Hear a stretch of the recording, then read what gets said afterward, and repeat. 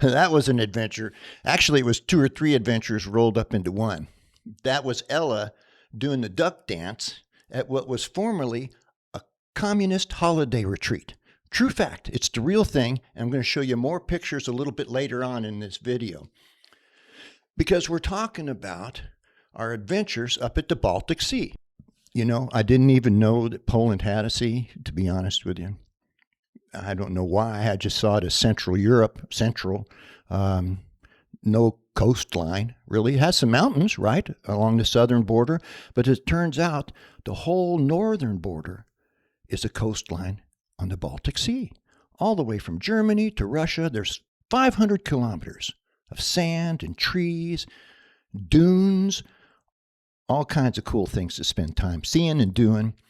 And it has become a big part of our adventurous life in Poland. It's about a 5-hour drive from where we live in southwest Poland to get to the sea. Half a day. Not hard to do at all. And you can pick from any one of a number of towns and villages or big cities. There's some big cities up there. Gdansk, that was a medieval port back in the 13th century and a very, very popular place today. We like the little towns, though. We rent apartments instead of hotels. That way we can cook our own food, take the dogs with us.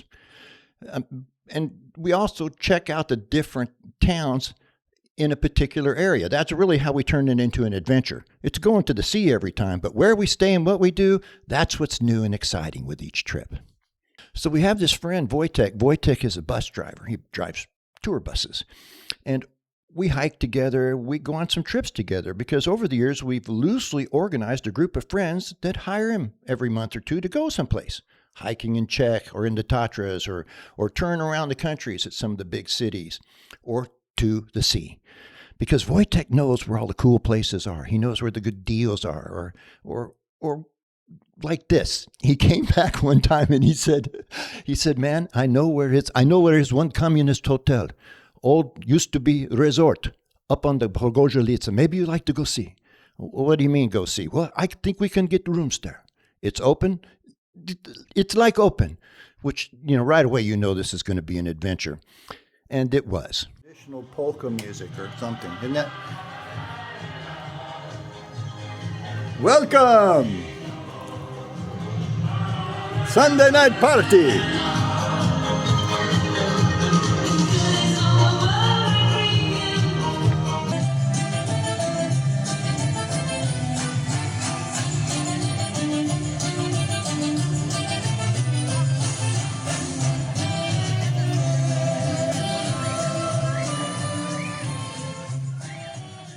It was called the Cormorant Hotel, and I won't go into any detail, really, except to say that the rooms were small, man, and the beds were small, and the breakfast was lean.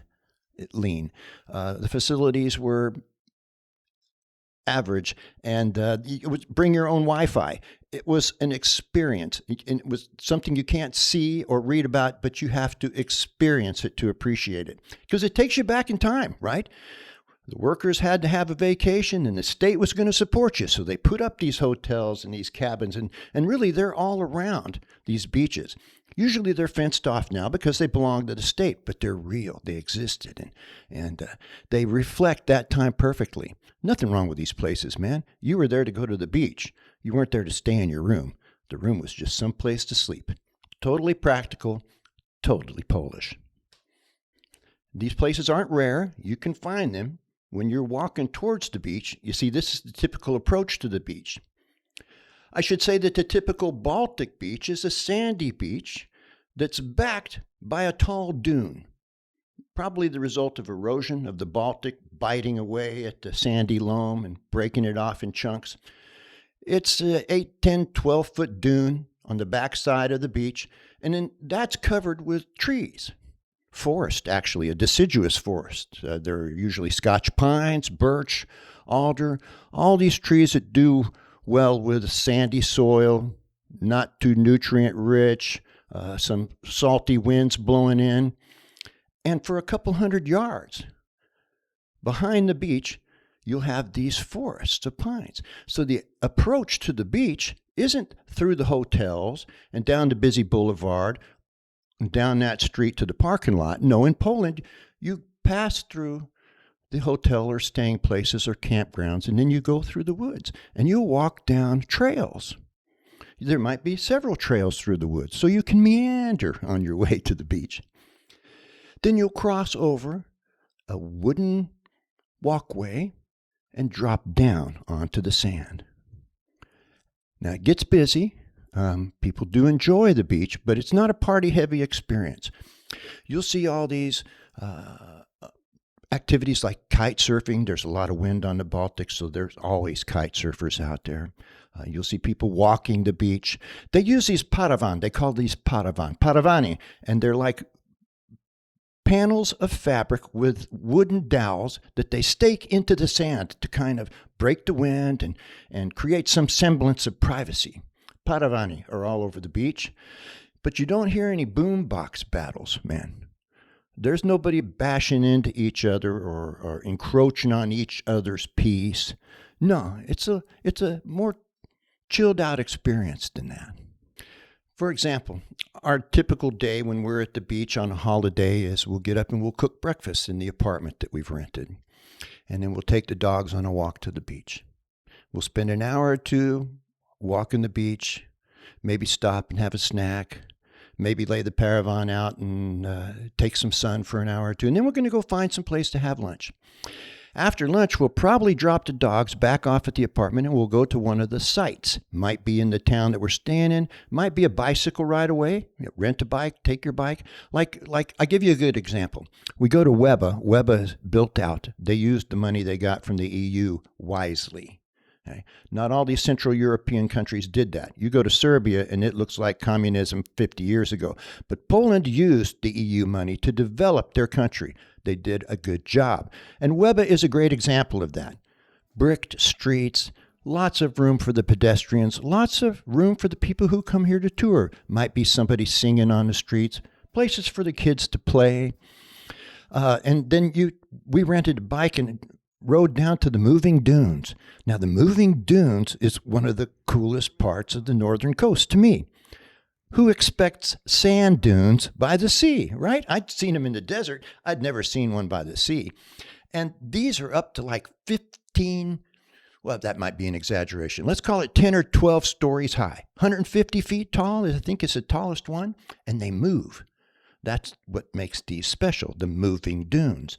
The wind coming off the Baltic picks them up and drops them off the other side, and they literally move 10 or 15 feet a year, these giant dunes. You can see them covering up the trees over time and then spitting them out the backside, these ghost trees that you'll see on the other side of the dunes when they've moved through an area. Just something to spend a couple, 3 hours doing. And then you ride back to the apartment and you take the dogs on a walk, go find some place to eat. That's the Baltic experience. Chilled out, casual, recuperative, right? We like to go off season, which is, pretty normal practice for retired people. In the springtime or maybe early fall when the kids have gone back to school and the parents have gone back to work and the people at the hotels and restaurants are a little more relaxed, and the crowds are gone. Sometimes we have the whole beach to ourselves. Sure, it's a little chilly, but that's okay, There's not bad weather, just bad clothes. Put a windbreaker on, grab a sweater. You have the whole beach to yourself. And that's exciting. It's got a different kind of a vibe, but there's nothing wrong with that. We like variety, especially when it comes to adventure. Hell, you can't sit up in the mountains alone your whole life. Got to go to the beach every now and then, right? And all kinds of things. Ella has turned me on to all kinds of things here. And Poland itself is a great adventure. We're going to talk about it more. That's what we're going to do the next few episodes is bring you along with us on our adventures in Poland. So hit that subscribe button so you don't miss any. And if there's some place you'd like to go, then make a comment. Put something in the comments. We'll read them. Who knows? Maybe the next episode will be right where you want to go. Thanks for being here. I love sharing this with you. It's always good to see you.